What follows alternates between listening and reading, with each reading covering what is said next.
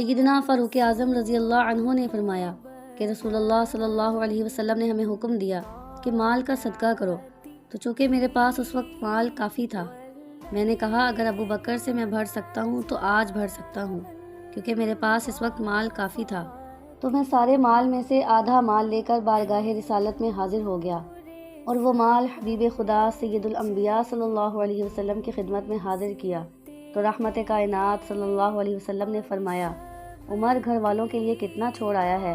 تو میں نے عرض کیا، یا رسول اللہ صلی اللہ علیہ وسلم، آدھا مال چھوڑ آیا ہوں۔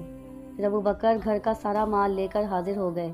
تو نبی مکرم حبیب محترم صلی اللہ علیہ وسلم نے پوچھا، اے ابو بکر، گھر والوں کے لیے کتنا چھوڑ آیا ہے؟ تو عرض کیا، یعنی گھر والوں کے لیے اللہ اور اس کے رسول چھوڑ آیا ہوں، یعنی سب کچھ ہی حاضر کر دیا۔ سیدنا فاروق اعظم فرماتے ہیں، میں کبھی بھی ابو بکر سے آگے بڑھ نہیں سکتا۔